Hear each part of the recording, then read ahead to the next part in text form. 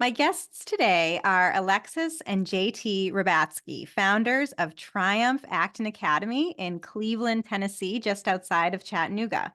Triumph is a home-based micro school for homeschoolers that opened in August that is part of the fast-growing Acton Academy network that now includes more than 300 independently operated learner-driven micro schools serving thousands of learners. Alexis and JT, welcome to the Liberated Podcast. Thank you so much for having us. Great to see you again. I'm so glad you're here. Yeah, we were just able to meet in person a few weeks ago when I visited Tennessee to see what is happening there in both kind of the Nashville and Chattanooga areas. Lots going on, a lot of new micro schools and learning pods, including the majority that I saw that have opened within the past 18 months. So no slowing down that I see in the micro schooling trend, at least not in Tennessee and elsewhere. So I'd love to hear a little bit more about you and have you share with my audience your story because your program is just so beautiful, taking place in your home in this kind of dedicated classroom space that really came together rather quickly. So let's start with that. I guess what was happening that led you or motivated you to become education entrepreneurs? Yeah, so it was a whirlwind. We were just joking before we got on that we were auditioning a year ago to open this school. And I think we had been on a journey to find a different for our own kids for quite a few years, actually. We toured multiple private schools. They were currently in public school. I was teaching in public school at the time, but we weren't finding that it was really the best place for us or our kids. And so but it was like we didn't know what we were looking for. And then we heard Jeff Sandifer, the co-founder of Acton, speak on a Jordan Peterson podcast. In fact, JT listened to it and sent it to me and said, "You have to listen to this." And I think a few days later, he said, "Did you listen yet?" So I finally opened it up and I was about halfway through and I knew I had found exactly what we were looking for. And I think I even said to him, "This is it. Like, this is where our kids are going. And if we can't find one, then we're going to open one." Amazing. So, Alexis, let's dig into that a little bit more. You were a teacher, high school biology teacher in public schools.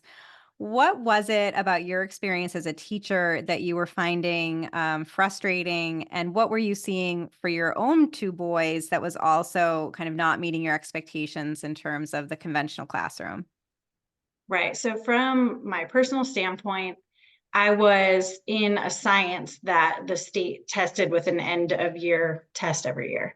And that was really the focus. And that was all that the district cared about was the scores, that they saw the scores go up, that we benchmarked them multiple times throughout the year to see how we thought they might place on the final test. And it became so just exhausting for me because I love biology and biology is so cool. And if you can actually teach it in a way that you spark curiosity and you can lean in when the learners are curious, but that is not what was happening. We were like just shoving information down their throats and begging them to memorize it for a test. And so for me, I was just kind of disenfranchised with all of that and was looking for a change. So I had actually just finished a instructional coaching training program through our district and was going to move out of teaching into instructional coaching to help other teachers maybe who weren't so rigorously tested to do more hands-on and learner-driven things, which was difficult to do in a tested subject. And for our kids, our oldest, he's very compliant and follows rules and doesn't like to get in trouble. So he always did well in school because he didn't want to be in trouble, but he hated it. And he did well, he had A's, but he would come home and every day, "I hate school." That was his mantra. My favorite part of school is leaving, and that just made me so sad because I loved school and was always curious about learning. So I hated that he hated it. And then our little guy, who was in kinder last year, he was just entering the public school system and he's just your wild test the boundaries, little 5-year-old boy at the time, and was always in trouble. And they were using a color clip chart, and he was always on red, which was the worst color, but not because he was really doing anything bad. It was like, well, he wasn't sitting right at circle. He wasn't crisscross applesauce, but was he sitting? Yes, but not the way he should. Or he's touching walls as he walks down to lunch, and he's not allowed to touch the walls, and just silly things that I felt were frustrating. And then he started saying, oh, I'm just the naughty one. And then that really bothered me too, because that's him building a foundation of who he is. So we knew a change had to be made at that time with our kids. Would you add anything to that? No, I think that it was challenging. We were unconsciously incompetent, regarding what was really available. And micro schools weren't really on our radar. And we probably would have approached it with skepticism, if we had just been told by somebody randomly. But because we heard it originally from Jeff, and he was really able to beautifully sort of paint this picture of what the Acton academies are like. I mean, we both fell in love with it instantly. And it was really Alexis who just said, we're doing this no matter what, and I'm like, well, let's pump the brakes and figure out, like, can we, is it possible?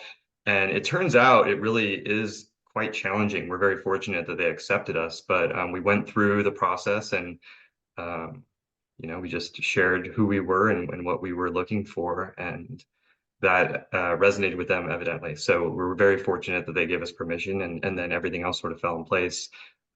Even though we did it a lot quicker than you're supposed to.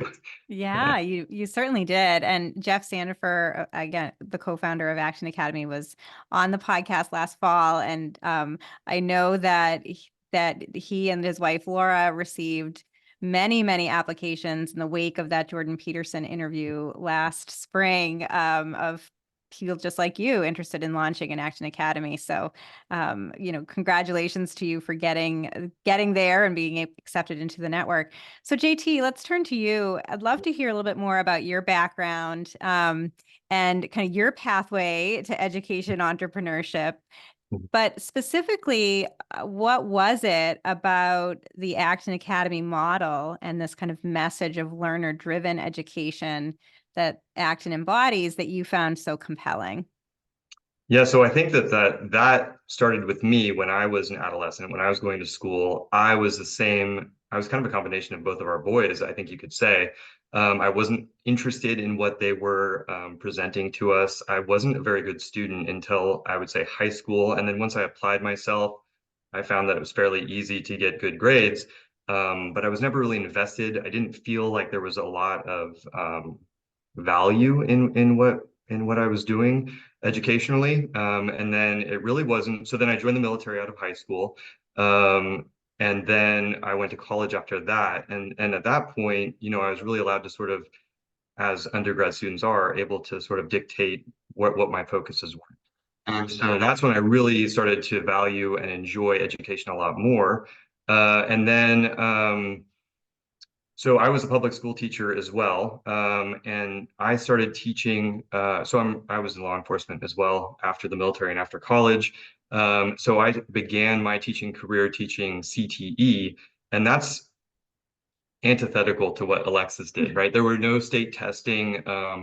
All of the state mandated materials really could be accomplished within a matter of weeks for the whole year. So And this is that career and technical education, CTE. that's correct. Is that right? Yes, And that's correct. so was that working with high schoolers, with young adults? What was that Yes, constituent? so that was 9th through 12th graders. Okay. So that was my introduction to teaching. And so what that did, though, was it allowed us to have these Socratic discussions and really organic conversations based on what interests the students in my class. And it was wonderful. It was really, really great. And it was a really it was a wonderful experience for me it was my introduction to working with young people again. And I thought it was great. And then I went and taught world history and world geography, which is different, and it was more organized and more structured. And I remember that I had students, I'd ask them these open-ended questions, and one girl one time asked me, she said, listen, can you just give us the right answer? That's all we're interested in. All they wanted to do, and these were the good students, right? They just wanted to remember the information so that they could regurgitate it on the test and then rinse and repeat. Mhm. And I thought that was troubling. So anyway, and then, at this point, we're looking for options for our own children. And, based on my experiences as a child, and then what I had seen, and then also just, reading some research and some books and listening to some videos and podcasts, I had come to believe, and I strongly believe now, that the contemporary educational environment is not conducive to the way young people learn, and particularly for boys. I mean, to put them in a cubicle classroom with artificial lighting and grant them 25 minutes of recess a day, I don't think it's good. I don't think it's a good environment, and I don't think it lends itself well to the educational process. And that's one of many parts of one of many components, right? So then you have, social and everything else. But yeah, so again, when we came across Acton, we thought everything came together, and it gave us everything we wanted and removed everything we didn't want Mm. Yeah, we perfectly. didn't even know anything like that existed. And it's almost like there was like a fork in the road, and the only option was to go down that road. And if it wasn't able to be Acton, it had to be something else. We're just very grateful that they accepted us. But once you see it, you can't unsee what's happening in public schools. And I think there's so many good people in the public school system who are there because they love kids, and they're in a broken system and they don't know how to get out or how to change it. And they're confined by what's required of them. And now that our kids are not in that, I would never, want them to be confined like that again. Mm. Well, and you said, Alexis, that you had no idea that something like this existed. And of course, it didn't exist in the Chattanooga area until you built it. So, I mean, you felt so strongly about this learner-driven educational model that you quit your job, Alexis, and built it. So tell us about that process of really, what, about 6 months or so that you came from kind of discovering Acton, being accepted into the network, and then launching. What was that like? It was a whirlwind. Yeah, so we started very quickly with the application, and Jeff was so kind as, to respond to us after our first reach out and say, if you are interested in expediting, please let us know, because we get a lot of these. And every time he said that, I would say, yes, please expedite us. Yes, please expedite us. So it went fairly quickly to acceptance. And then it was, okay, so, well, now we need to create the business structure and find a lawyer. And we had a space in our home that we were able to use. So that was just so great, because it was a space that was already finished, tons of room. We needed to change it into a classroom area, but just all the logistics of reaching out to the city and making sure we were doing things right in that sense. And what did we need to do with fire code, and what did we need to do for marketing? And there was a whole lot of stuff. And at the time I was still working too. So we would just come home in the evenings and work on it, and work on it on the weekends, and every second we had to figure out how to open this school by fall. I wanted it open in the fall so that we could bring our kids into it as fast as possible. And were there any hiccups in that startup process? You mentioned, you got the attorney, you talked to the city, you kind of figured out all these startup and compliance responsibilities. Were there any challenges, or was it smooth sailing for you? I wouldn't say smooth sailing, but we were very fortunate that we didn't have any major hiccups. And I can't tell you why. Yeah. We sort of just thought through the process, and I do think it's important. And for any of your listeners who may be interested in starting their own school, I think consulting with the experts is extraordinarily valuable. So we met with a good attorney. We met with some financial experts. We began speaking with friends and people who had a pretty good understanding of the community and what the community needs were. So that was very helpful. So, I mean, the most challenging thing for us and I think this is true for anybody, is just getting people who are interested, and learning how to share what you're bringing to the table with strangers. And it's something we're still working on. We're rookies at this. This is our first year. But with every conversation, I think it gets a little bit easier. You can convey what you're trying to do a little bit better. Yeah, and were there any issues with you opening this as a home-based micro school, or was that also fairly straightforward? No, but I think they didn't know what to do with us, really. Mm-hmm. We don't fall under a private school. We don't fall under a daycare. So everyone we reached out to at the city was like, well, you're not really this, you're not really that. And where we're at in our county, we didn't need to change our zoning or anything. And when we applied for a business license with our description of our business, they rejected it and said, you don't have to because you're educational. And so all these kind of weird things happened, and we'll see what happens when we leave this space and move to a larger location outside of this location. But they basically just were like, you're kind of like a co-op, because all of our students are registered homeschoolers, even if they're with us 5 days a week. So they didn't know what to do with us, so they didn't do anything. They just said, do it.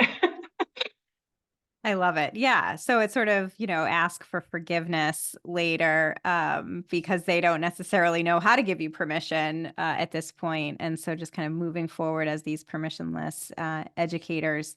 And you will actually be outgrowing your space probably sooner than later. I know you started the school year again back in August with 5 learners, including Right. your 2 boys.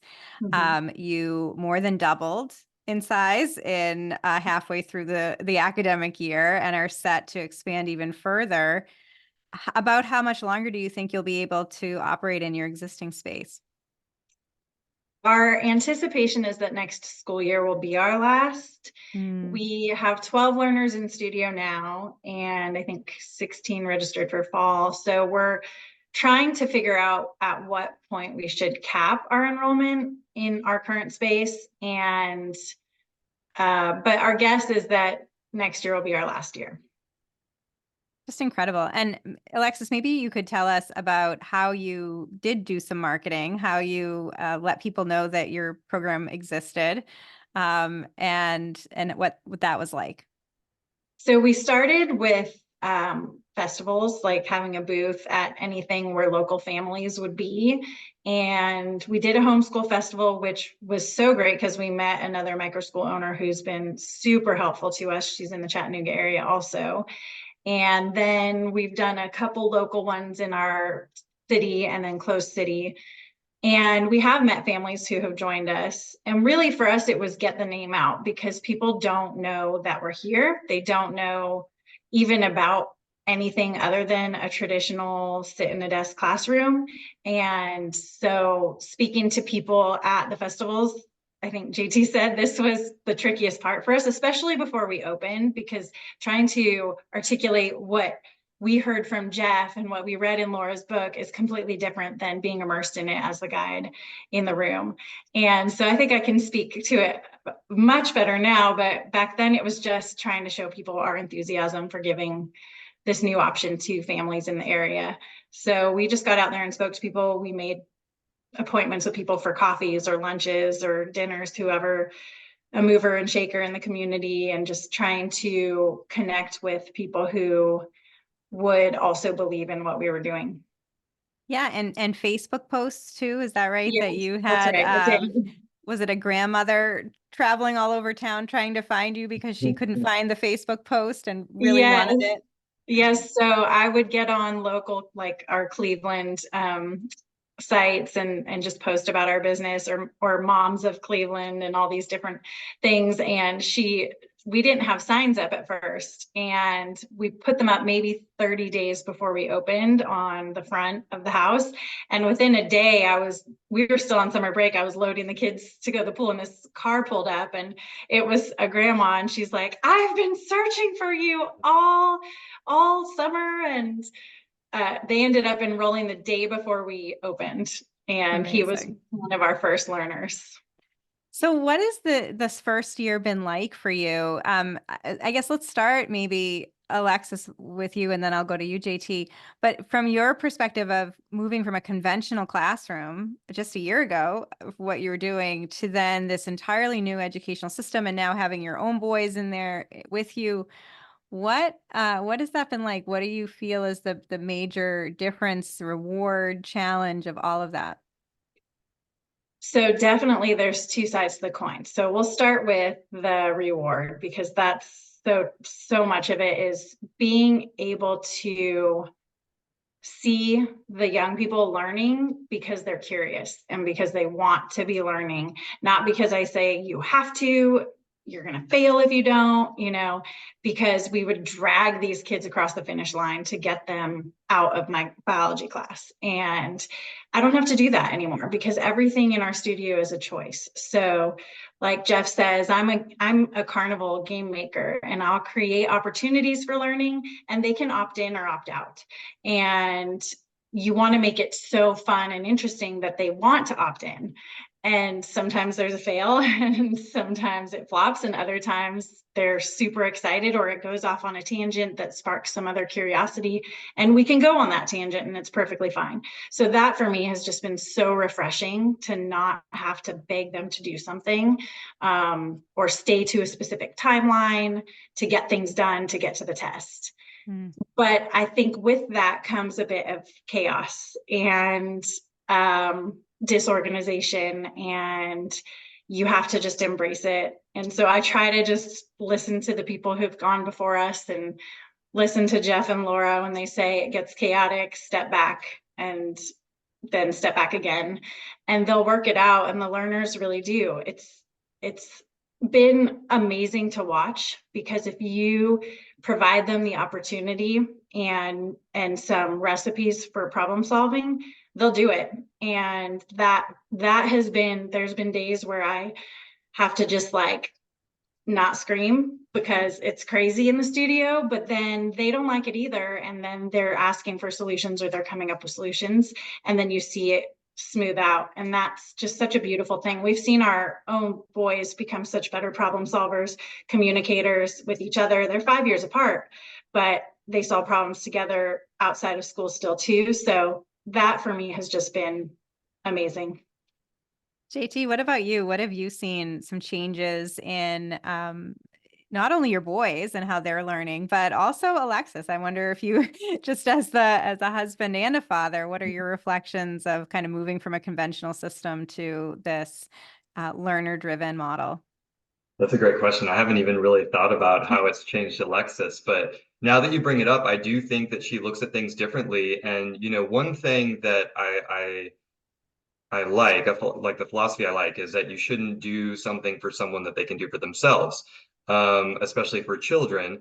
And I don't mean don't ever do anything nice for somebody, but on a regular basis. And that's easy to say, but then it's a little bit more challenging in practice. And so I think for Alexis, she's really allowed both of our boys to be a lot more autonomous. And so rather than fixing a problem, she will now ask them questions that will lead them to potential solutions, and then they will have to figure it out for themselves. And it works so much better because it's their solution, so there's immediate buy-in to that. And I think that that works well for everybody. But I definitely think that that's a huge change. And I would say that there's not a lot of conflict between them, but when there's an issue, it's definitely more of giving them the tools they need, or asking the questions to sort of lead them down the path to the solution, rather than just saying, I'm the parent, you go to your room, you do this because I said so. And I think that that's very valuable. And these are skills that I think in my experience, too few adults have. So it's really great to see that we have this studio full of young learners who are really sort of creating this toolbox for themselves that'll have these tools that will help them for the rest of their lives. Oh, good. And, there's a lot of sort of hands-on project-based learning. You have quests, you call them in Acton, where the group kind of collaborates together on certain projects and different themes at different times of the year. And there's also a lot of individual goal setting around what we would think of as more kind of academic core content. And I wonder if you could speak to that too, that even though the Acton model is learner driven and non-coercive, like you said, the students are still setting academic goals. What does that look like? And what does sort of the academic curriculum and content look like in your Acton? Yeah, so we start every day with a Socratic opening, and then they immediately go into their core skills. So they do like reading, literacy, grammar, vocabulary, all that online, and it's student paced. So they'll test into it at their level, whatever level that is, not at the grade level that they should be on paper or something like that. Excuse me. And then they work from there, and they do the same for math. So And they what was set that goals, for math? they do the same online for Okay. math. And do you have particular like third-party curriculum tools that you're We using? do. We use Lexia for literacy, and we use Dreambox for math. And those are recommended by Acton. So I'm running the playbook and doing what they, and there's others that they recommend as well. But we have an owners forum where owners can chime in and say what worked and what didn't. And I think at the level that we're at with, we're basically K-6 right now. Those were the best choices. And we actually have played around with a few others, but I really like both of these. And it makes it easy for the learners to track themselves so they can see how they're growing over time, and they can set goals for the week. So every week on Monday, they check their SMART goals. Is it still appropriate for this week? Was it too tough last week? Or maybe it was too easy and they finished really quickly. And so they'll, some of the younger ones will run it by myself or an older learner. And so then they'll check their goals. And then usually every day they work like a day's amount towards that goal. Sometimes though, I see in the younger learners that they get distracted a lot more, and then they're rushing to meet their goals towards the end of the week. So Thursday and Friday might be really busy because they played a lot earlier in the week. And you start seeing the other learners hold each other accountable. So they might be planning some fun activity, but then one of our upper elementary will say, did you finish your core for today? And then they'll say, oh, and they'll run and go do it. So they end up really holding each other accountable, but we've seen so much growth. So we had read with skepticism that Acton learners move forward, on average, like 2 school years a year to 2.5 a year. And that's great, but we were just going to be happy if they moved 1 year a year. But we have seen it in our own learners in the studio. They just, with an hour of focus a day can just crush those academic goals. And then they're doing writing in their quests, and they're doing things for civilization later on, which is like our history. So it's kind of built into the day that they're learning. But yes, you're right. There is a focused core academics, and we get it out of the way in the mornings. And what are other parents saying about what changes they've noticed in their learners since coming here? Obviously, they're satisfied where you're, continuing to grow and even have more learners in the fall. So, but what are they saying that they're seeing? That's the best part. I think what Alexis is telling me what they say, so I'll let her say it. But I think that's the most rewarding part. Absolutely. Yes. So we've just received such great feedback from our parents. And so we've heard things from the youngest learners who are just 5, on paper would be pre-K or something like that, telling us, their vocabulary skills have grown so much, their independence. So when he started with us, this particular child, he couldn't put on his own shoes. And on day 1, he asked me to do it. And I said, I'm not going to do it for you, but I'm going to help you and show you that you can do it yourself. And by day 2, he was completely putting on his own shoes. And then she said she, at home would try to help him, and he'd say, no, mama, I got this. And for her, it was like bittersweet. She was so happy to see him blooming into this independent person, but also sad to let go of her little guy who needed mama. But it was, we hear that. We've heard that they're kinder and more thoughtful with younger siblings who aren't at our school, better problem solvers, need me less, things like that. And that's exactly what we try to instill in the studio is you're capable of so much. So what can you do before you need to ask an adult? Because really, I want to make myself as the guide smaller and smaller and smaller so that they don't need me, because we have such an age range of students that the 11-year-olds can help a lot with the 5-year-olds. If they get a skin knee, someone runs and gets them something. And so that translates home, and the families don't need it as much from the moms or dads. So those are skills that I think are less tangible that people don't realize are so valuable. So, JT, I'd love to turn to you and talk a little bit about the growth strategy or projection right now. Alexis is the main teacher in the studio with a dozen kids. That works out well. I know your mom also lives on the property with you and helps out in the studio. So you have that sort of additional person available. But what is the future plan? I know you're still working full time, JT, but what is the kind of growth strategy as you continue to attract new learners over the coming year or two? Yes. So next year we're going to have a middle school also, so we'll separate. And I think we have 5 or 6 who plan on being in our middle school. And so I'll be working full time as well for Triumph, and I'll be handling the middle school learners, and then helping Alexis out as much as I can. And then I'll also be really looking into, we're anticipating a lot of work in order to move. So a lot of obstacles. So I'll be sort of delving into that as well, so that when it's time to move, we have all of our ducks in a row.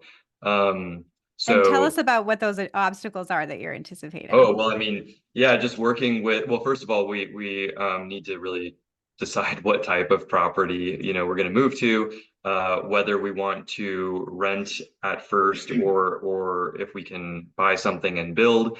So there's a lot of questions, and it's really fluid because, like, for example, Alexis was saying that we're not quite sure where to cap it off. And I think it's easy to say, well, if you have X amount of square footage, that's conducive to X amount of students. But I think I think it's a good guide, but I think it all depends on the personality of the tribe. So, you could have a group where maybe 25 work great, and you could also have another group where 18 seems really crowded. So I think a lot of it will just be play it by ear. And I think that as a result, our next step is going to be that way as well. So I'm a real planner though, so I want to plan for everything, including any contingencies that we can imagine. If it's predictable, it's preventable, I like to say. So really it'll be that. My main focus will be on the middle schoolers, but then when I have a little bit of extra time, or when there's things that the tribe can do together, I'll be working on that side of the business. And what about the structure? Would you move maybe into more of a private school structure, or would you like to stay as more of this homeschool, microschool, gray area of innovative education models? How does that figure into this growth plan too? So as we understand it, with the Tennessee laws, if we become a private school, then we have to abide by the Tennessee standards. So if we do that, then we will no longer operate like an Acton Academy. Which means we're not going to do that. Yeah, right. So we're going to do whatever we need to do to continue what we're doing, really. But yeah, we don't know yet. So there's a bit of research that we have to that we're going to have to do. Yeah, my understanding is that there are other places in the area doing, classes for homeschooling families and things like that. So however they're registered or licensed is what we'll probably do, because that gives us the freedom to use this beautiful curriculum that Acton has that doesn't require us to be anywhere at a certain time, at a certain age, and state testing and all that kind of stuff. So we will remain, as far as we know, what we're doing now, which is like basically educational consultant kind of. Yeah, I love that. So I just go back, Alexis, to, you saying that we have to find a school or build it for our kids. That this is absolutely the model that we need.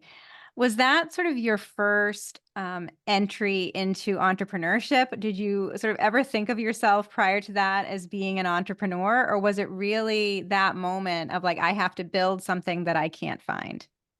I had done stuff before. So my background was, well, I was pre-med in undergrad, but then I decided I didn't want to be a doctor. So I ended up getting my master's in healthcare administration and doing that for about 8 years.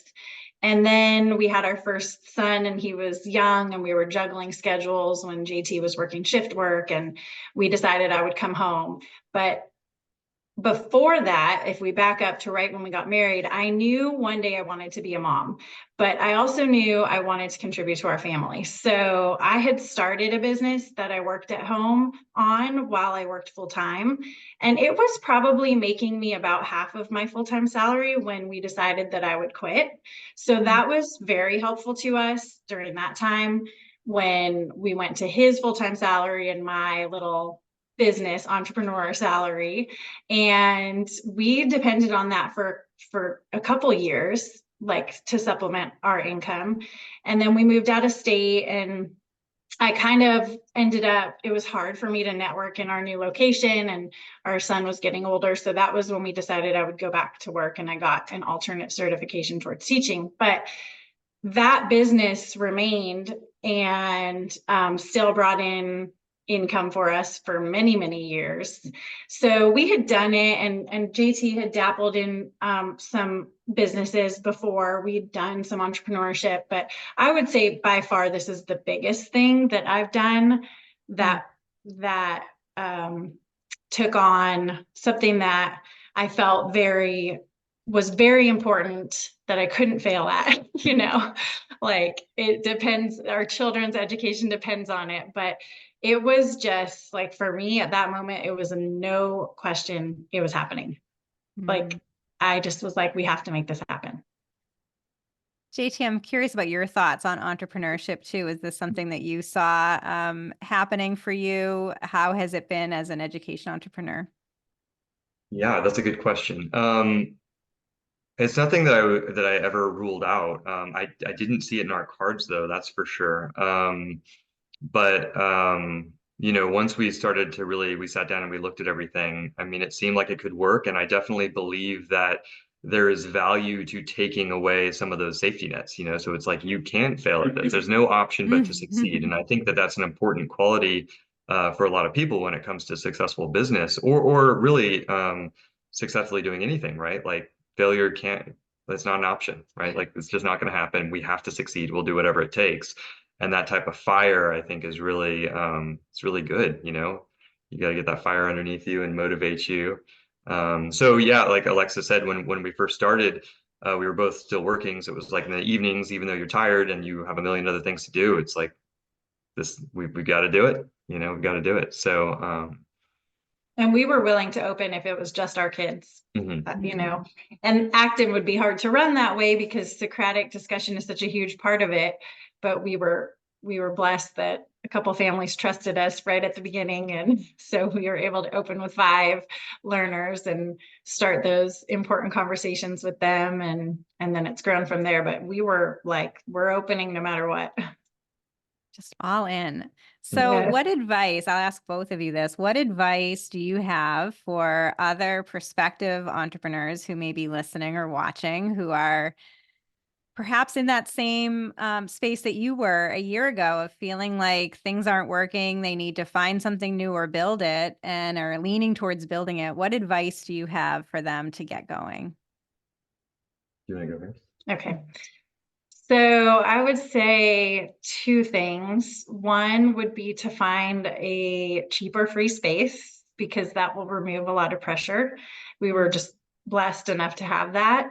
And then the second thing is we met someone very early who gave us just tons of great advice, who also owns a micro school about half hour away. And I mentioned her earlier, but that was just so great. And the more that you can connect with people, and we have like the Acton Owners Forum, and I've connected with other Acton owners who are startups or recently in the last few years have gone through all of this, and just having people that you can run things by has been super helpful. That local community, Yeah. as well as in your case, having that national network too, but that peer support is so crucial. Great Yes. advice. What about you, JT? Yeah, so I agree with all that. I think the only things I would add, I mean, my only regret is that we didn't do this sooner. Mm. Particularly because our oldest son is turning 12 now. So, we will not be able to keep up with him academically. We won't be able to grow fast enough to serve him, with an entire tribe through 12th grade. So I really, really wish that we had learned about this sooner. And then with that, we also would have been able to really, and like I said, we're very fortunate. We haven't had any major issues. But I think if we had had a year or two to sort of lay the foundation and meet with the experts and really make sure that all of our, T's were crossed and I's were dotted, that it would have been even smoother. And then the other benefit to that too is that you can start your marketing campaign quicker so that you already have a good number to begin with. But with that said, I actually don't know what the ideal number to begin with is. Mm. That kind of depends on your staffing and your experiences. But I think we wanted on paper probably to start with seven or eight. Seven. We started with five.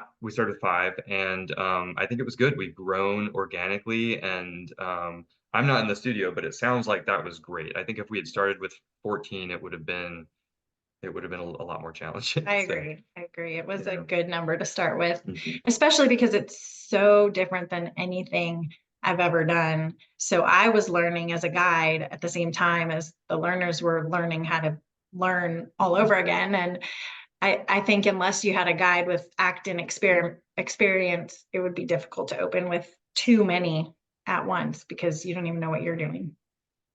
Yeah, and I think it's interesting you're sort of talking about this balance between how much time to spend planning and how much and when to just jump in. And like you Mhm. said, you felt this sense of urgency because of your own boys to get started right away. Right. And so that will sort of vary on an individual level on how, what people's needs are and how urgently they want to create something new. So Yeah, and I think just don't be afraid to start with a small number. And a lot of them do.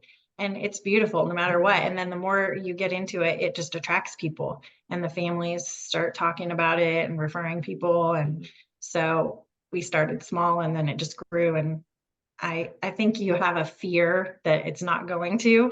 And then it starts to slowly inch its way up. And then that fear starts to go away, like, okay, maybe we saw some greatness in this. Maybe other people do too. Yeah.